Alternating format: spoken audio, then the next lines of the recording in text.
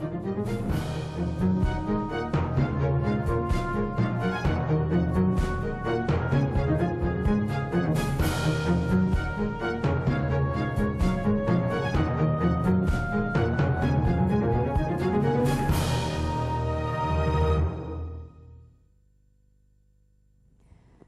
good morning and welcome to Newsline. It's Monday, February 17, 2014. My name is Cholapansan Rula.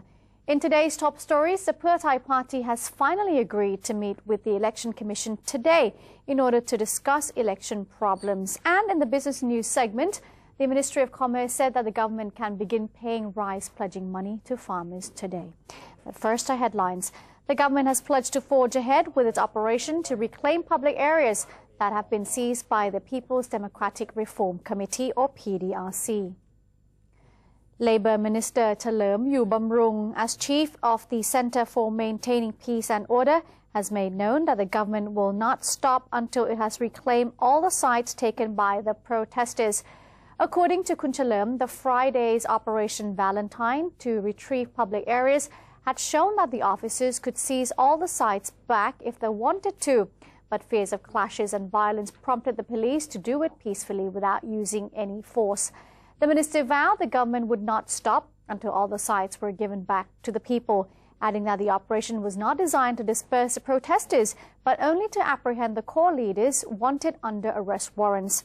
Police Captain Chalerm also asked protesters to vacate the rally sites by this week. He said that negotiating teams will be sent in to create understanding. But if protesters still refuse to move, the CMPO will then enforce the law. He affirmed that protest dispersal tactics will not be used. The CMPO director said that Mr. Suthep Thuk Suban, PDRC Secretary General, will be allowed to choose to rally at one side, either Sanam Luang Park or Pathum Wan intersection. He also dismissed claims that the operation was launched to protect his seat as the CMPO chief. Lieutenant General Paradon Patanatabut, the Secretary General of the National Security Council or NSC, talked about reports that PDRC protesters and rice farmers will travel to drive away the Prime Minister at the Defence Permanent Secretary's office today. Lieutenant General Paradon said that he was not concerned about potential violence because rice farmers were only protesting to demand their rice pledging money, while the Defence Permanent Secretary's office has deployed security measures to handle PDRC protesters. Lieutenant General Paradon said that negotiations will be used with key government officials, including Niwat Thamrong Bunsongpaisan, the Deputy Prime Minister and Minister of Agriculture, to talk with protesters. The NSC Secretary General added that the government will begin paying rice pledging money today, which will help alleviate the situation. He expressed confidence that the government's preparations to handle PDRC protesters will be sufficient. And the Pheu Thai party has finally agreed to meet with the Election Commission today in order to discuss election problems and seek solutions to the current political divide. The Election Commission and the Pheu Thai party will attempt to pull Thailand through the ongoing political stalemate. 9 Pheu Thai party leaders are to take part in the upcoming meeting with the EC. And according to the Election Commissioner Somchai Sisriyakon, the talk will be mainly focused on voting issues. He added that the political science and legal principles would be combined in order to find an end to the conflict. And if the talk failed, the election process would unlikely be finished. The EC has yet to announce the election results as it is considering whether or not it should request that the government issue a new decree to reschedule the polling in the 28 constituencies in the south that were without candidates as a result of the disruption by anti-government protesters. The Minister of Foreign Affairs has sought to explain the political situation to envoys from 50 countries and confirm the holding of future elections. Mr. Surapong Tawichakchaikun, Deputy Prime Minister and Minister for the Department of Foreign Affairs, addressed the current political situation in Thailand before a meeting of envoys from 50 countries and representatives of 4 international organizations. 31 of the envoys are ambassadors representing their countries. The minister called for support from democratic countries. All the countries were asked to help condemn the protesters if any actions by them at present or in the future do not adhere to democratic practice. Mr. Surapong said that the Ministry of Foreign Affairs would open for personnel to work as usual and to provide services to the public, especially the passport services. The Director General of the Department of Consular Affairs was instructed to hasten to provide enough passports in order to meet the needs of the people. And before we check out the passport services, let's have a look at the cleaning up of the reclaim rally sites. After the Makawan Rangsan Bridge rally site and area around the government house were reclaimed by the police, Dusit district officials were able to go into the area and started cleaning up process alongside the network of students and also people for reform of Thailand. The Network of Students and People for Reform of Thailand, or the NSPRT protesters, cleared the area around the Makawan Rangsan Bridge after the police had requested that the area around the government house, Suan Misakawan intersection, all the way to Makawan Rangsan Bridge be cleared off to ensure public safety. The NSPRT agreed to retreat back to Chamai Maruchet Bridge rally site instead. Dusit district officials as well as the NSPRT worked together to turn the area back to the way it was prior to the prolonged political turmoil had taken over the area, with many protesters camping out on the streets for months. They worked together to remove tires and sandbags that were used as bunkers. High-pressure water was used to clean the Ratchdamnern Nok Avenue, starting from the Royal Plaza to Makawan Rangsan Bridge. And the Consular Department has made an official announcement at Queen Sirikit National Convention Centre to inform the public that its online passport issuing service is resuming on February 17th after it was forced to shut down on February 14th due to a clash between police and anti-government protesters at the government complex. Consular Department Director General Thongchai Chasawat assured the public that the online passport issuing service is getting back on Monday, February 17th, as the department had discussed with concerned parties and concluded that the central server is to be reconnected and ready for services at 10 a.m.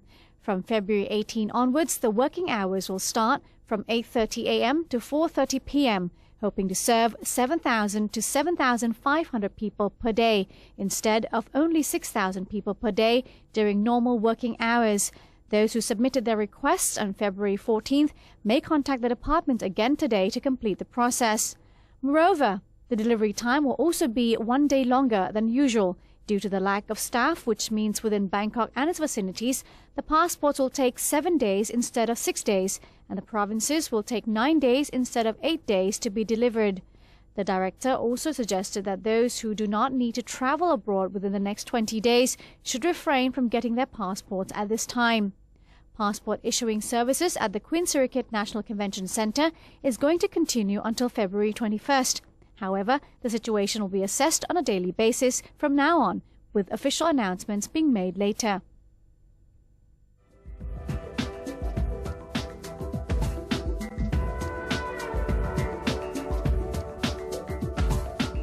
Yala Province is promoting ecotourism at Halabala Wildlife Sanctuary, also known as the Amazon Jungle of ASEAN.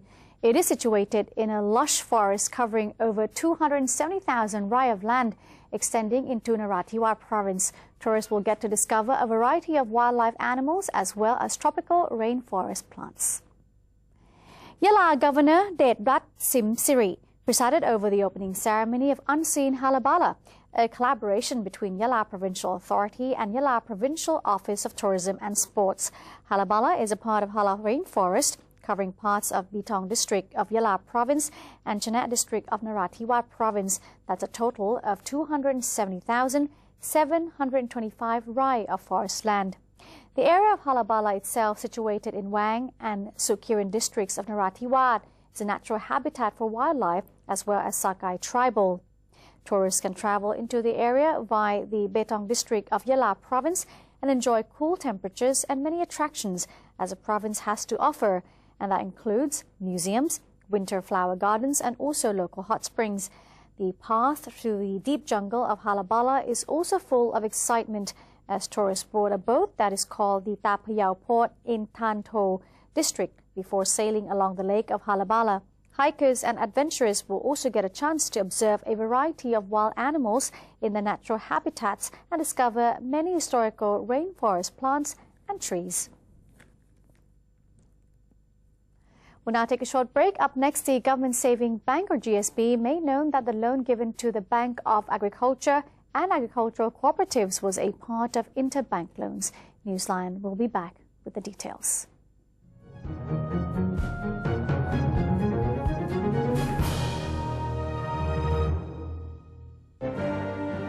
Open the world of information. Embrace public participation. Present Thailand to the world. New dimension of the government's public relations. The 80th anniversary of the Public Relations Department. Creative media for the society. Mobilizing Thailand towards the ASEAN community. เมื่อมนุษย์ทำลายสมดุลทางธรรมชาติแล้วมนุษย์ก็เป็นผู้ประสบภัยพิบัติจากธรรมชาติร่วมสร้างอนาคตลดภัยพิบัติระดมพลังพลิกฟื้นคืนผืนป่าในทุกชุมชนทั่วประเทศ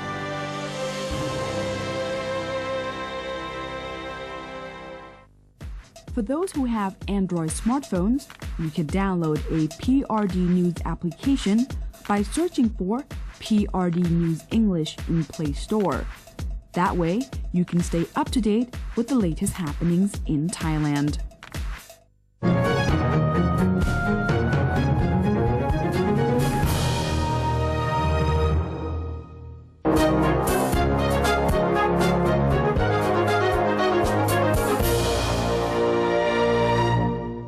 Welcome back. You're watching Newsline. The Deputy Prime Minister and Minister of Commerce said that the government can begin paying rice pledging money to farmers today after receiving loans from various sources. Deputy Prime Minister and Commerce Minister Niwatthamrong Bunsongpaisan revealed that the government will begin gradual payment of rice pledging money to farmers today after receiving loans from financial institutions, banks and other sources, in addition to revenue gained from sales of about 1 million tons of rice in January. He added that the government will also gain revenue from sales of another 1 million tons of rice in February. Deputy Prime Minister Niwatthamrong said the rice farmers can follow normal procedures to receive their rice pledging money.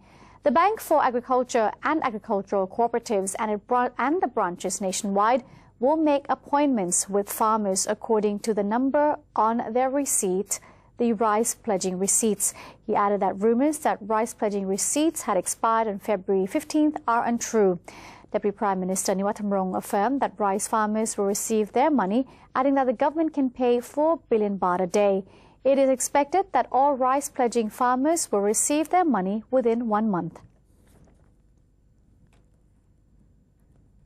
And no rice has gone missing from silos in Ayutthaya province. That is according to the Deputy Minister of Commerce, Kun Yanyong Pongrat. The comment was made after his thorough inspection of the silos in the province, which house more than 110,000 tons of rice with 5% moisture and 20,000 sacks of 15% white rice cultivated during the 2012 to 2013 harvesting season.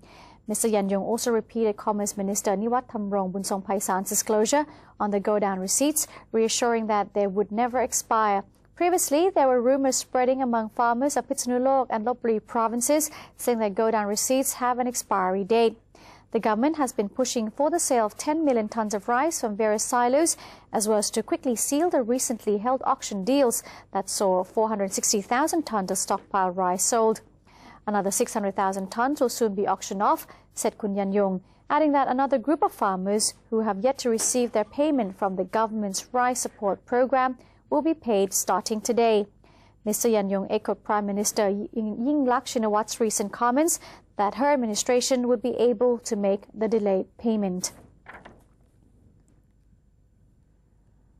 The Government Saving Bank President Warawit Chailimpa Montri made a press announcement to assure that the public that the loan that was given to the Bank of Agriculture and Agricultural Cooperatives is a part of interbank loans, which GSB granted to 35 banks across the country. The announcement came as a response to the much-talked-about issue that GSB has granted loan to BAAC to be used in allocating rice pledging scheme payments to farmers. Many GSB account holders are planning to withdraw their money and close down their accounts amid news of the loan, prompting the president of the bank to make an official announcement to avoid misunderstanding. The president assured that GSB account holders that the bank is not giving out their money to this loan and plead they do not withdraw money from their accounts. The loan is a part of 35 interbank loans. GSB was being requested from other financial institutions for loans, and the GSB Credit Committee had decided to grant interbank loan to 35 banks. BAAC happens to be one of them. BAAC was granted 20 billion baht loan, but so far the bank has not used all of it as yet. Moreover, BAAC did not indicate to GSB that the loan is being used for the rice pledging scheme payments. And the Nielsen company, a global consumer behavior analyst, has revealed that last month the advertising industry generated an income of 7.8 billion baht, or 1.21% less than that of the same period in 2013. The company has discovered decreases in spending in almost all forms of advertising, which includes television, radio, newspapers, magazines, mobile vehicles, shopping malls, and on the internet. Nielsen said only theatre and billboards were able to make a profit, citing an increase of 826 million baht, or 87.73% growth in the former, and an increase of 334 million baht, or 1.52% expansion of the latter. The company also indicated that Coca-Cola spent most in ads, that is in January, at 117 million baht, followed by Toyota Motors at 107 million baht, and Isuzu at 84 million baht. Southeast Asian stock markets edged higher on Friday, tracking strong Asian shares, with Indonesia eking out small gains on the back of a stronger rupiah. Asian shares rose the past Friday, while the US dollar struggled to regain traction after downbeat US economic data pushed it to a nearly 3-week low against the euro. Thailand's SET index edged down 0.2% last Thursday, that is, because Friday was a holiday, as domestic political problems weighed on tourism shares such as carrier Thai Airways International. The gauge ended the week up 1.2%, its second week of gains. In other countries, both Indonesian and Vietnamese index inched up 0.36% each. Jakarta Composite Index closed at 4,508, boosted by property sector, which ended up 1.2%. Real estate developers Sentul City and Lippo Cikarang rose more than 3% each. The Indonesian rupiah hit a near 11-week high on Friday, leading gains among emerging Asian currencies as investors snapped up the country's bonds after its current account deficit narrowed sharply in the fourth quarter. Vietnam's index ended at 572.22 points on Friday. That's the highest since October 2009, and it was led by blue chips such as the gas producer Petro Vietnam Gas, lender BIDV, and dairy product maker Vinamilk. The Philippine and Malaysian indices were up more than 0.12% each, while Singapore stocks were flat. And now let's have a look at the exchange rates and the commodity prices.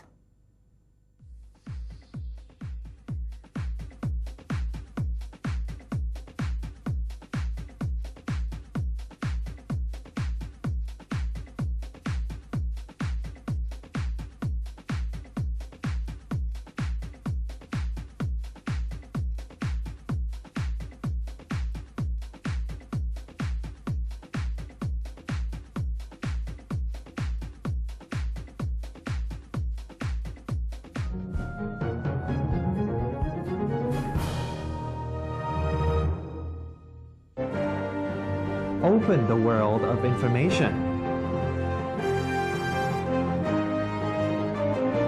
Embrace public participation. Present Thainess to the world. New dimension of the government's public relations. The 80th anniversary of the Public Relations Department. Creative media for the society. mobilizing Thailand towards the ASEAN community. เมื่อมนุษย์ทำลายสมดุลทางธรรมชาติแล้วมนุษย์ก็เป็นผู้ประสบภัยพิบัติจากธรรมชาติร่วมสร้างอนาคตลดภัยพิบัติระดมพลังพลิกฟื้นคืนผืนป่าในทุกชุมชนทั่วประเทศ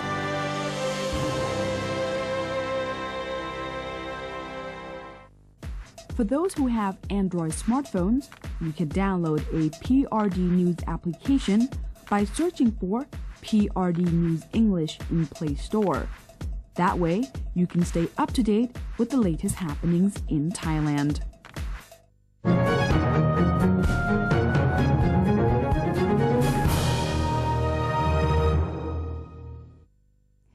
Welcome back. You're still with us right here on Newsline. Thais nationwide have been advised to take precautions against 6 possible diseases that usually develop well in warm weather conditions.